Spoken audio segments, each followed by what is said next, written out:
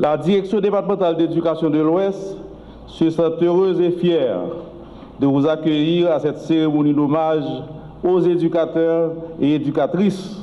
Lorsque nous passons en revue les difficultés et les défis sécuritaires qui gênent quasi quotidiennement le fonctionnement de nos écoles, il est indéniable que cet événement revêt tout son sens.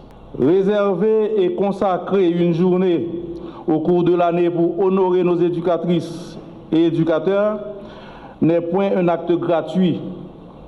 Il constitue en effet un moment de reconnaissance nationale des femmes et des hommes qui, dans l'ombre comme dans la lumière, consacrent leur vie à l'éducation de la jeunesse haïtienne. Il inculque les valeurs et forge ses caractères. Mesdames et messieurs, en cette circonstance solennelle, la direction départementale d'éducation de l'Ouest s'en voudrait de ne pas penser aux communautés éducatives de Sarthe, de Cité-Soleil, de Croix-des-Bouquets et de Cazaux, durement affectées par l'aggravation des violences dans ces zones. Depuis tantôt 3 semaines, plusieurs salles de classe y demeurent fermées, privant des milliers d'enfants de leur droit fondamental à l'éducation. La DDO exprime sa solidarité envers les élèves, les parents, les éducatrices et éducateurs, les directeurs d'école et tous les personnels nécessaires. Elle espère ardemment que les conditions de sécurité nécessaires seront rapidement rétablies, que les établissements scolaires puissent rouvrir leurs portes et redevenir cet espace de protection, d'apprentissage et d'espérance auquel chaque enfant haïtien a droit. Il existe des professions que l'on exerce, mais il existe aussi des missions que l'on porte. Et enseigner fait partie des missions les plus nobles.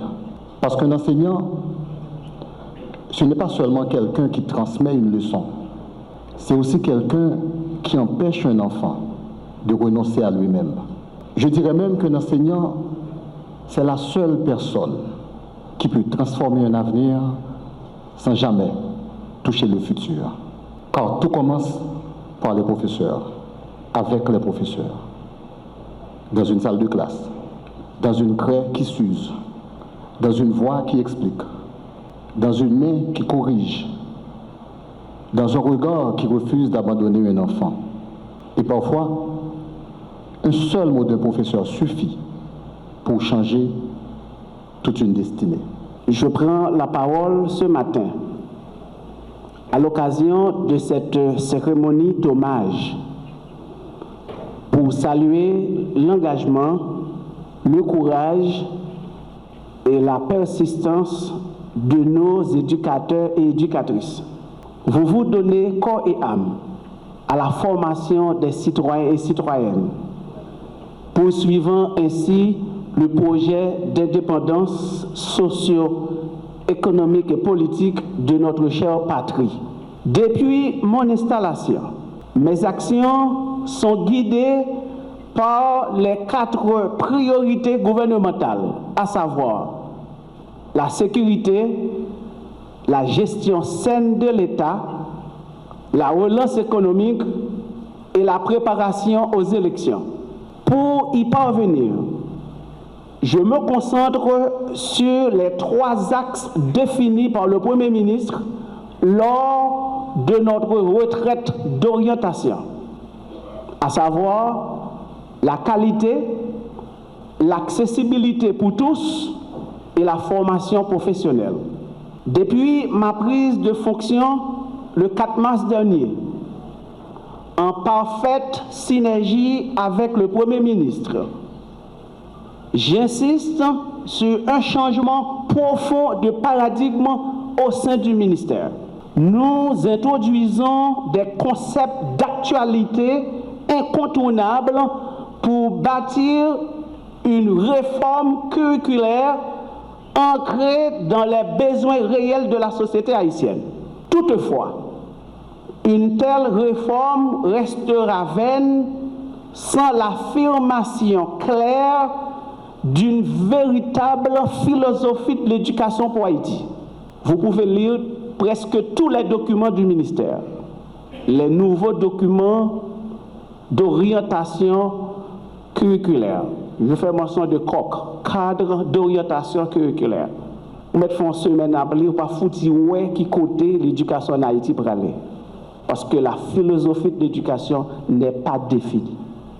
Nous ne pouvons pas avoir un curriculum sans philosophie de l'éducation. Nous devons nous entendre sur la question et sur deux verbes. Le premier verbe, c'est le verbe avoir. Le deuxième verbe, c'est le verbe être. L'entrée à l'école fondamentale, il montre conjuguer verbe avoir, il montre conjuguer verbe être. Qui est-ce la prioriser? Est-ce qu'il n'a enseigné Timonio avoir d'abord ou bien n'a enseigné être d'abord? Et c'est à travers ce document de philosophie d'éducation que nous allons déceler l'orientation que l'État haïtien veut donner à l'éducation des enfants. Est-ce que nous voulons former des individus? Est-ce que nous voulons former des citoyens? Ou est-ce que nous voulons former des hommes et des femmes?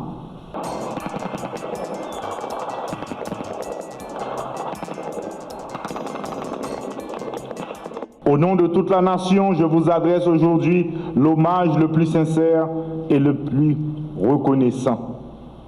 Merci pour votre patience. Merci pour votre résilience. Merci pour votre patriotisme. Merci de tenir debout lorsque tant d'épreuves voudraient vous faire plier. Merci de continuer à croire en Haïti. Parfois, même quand l'espoir semble vaciller.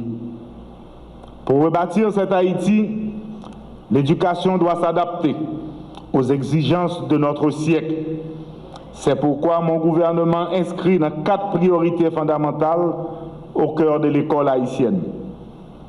L'éducation citoyenne, pour enseigner le respect des lois, l'amour de la patrie et le sens du bien commun à chaque jeune haïtien. L'éducation financière, pour donner à nos enfants les outils nécessaires pour gérer, planifier et maîtriser leur économie personnelle, clé de leur future autonomie. L'éducation numérique, pour connecter nos salles de classe au monde moderne, en transformant la technologie en un accélérateur de savoir et d'opportunités. L'éducation à la santé mentale et à la paix, pour guérir les traumatismes psychologiques causés par les crises et cultiver dès l'enfance le dialogue, la tolérance et le refus de la violence. Mes chers compatriotes, aucun de ces chantiers ne pourra aboutir sans le rétablissement de l'ordre. Je vous le dis avec une gravité absolue, le gouvernement combat l'insécurité avec la plus grande fermeté. Chaque jour, nos forces de l'ordre se battent pour libérer les routes, sécuriser les écoles, se restituer au peuple la liberté et circuler. Nous écraserons la terreur des gangs pour que l'école ne soit plus jamais en otage.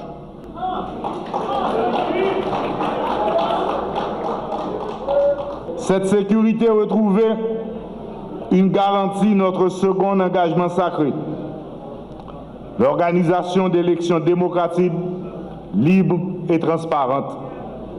Le peuple haïtien doit reprendre la parole par les urnes et l'école redeviendra le sanctuaire de la démocratie. Dans cette grande marche historique, j'appelle à l'unité nationale. C'est ensemble, main dans la main, dirigeants, citoyens, éducatrices et éducateurs, que nous relèverons la République.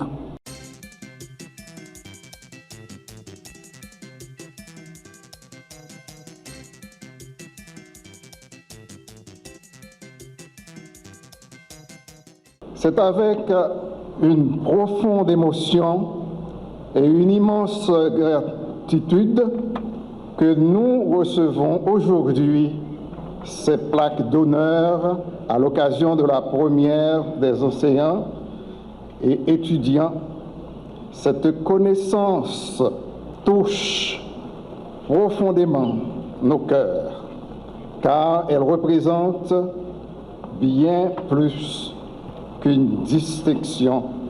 Elle symbolise des années de dévouement, de service, d'amour pour l'éducation.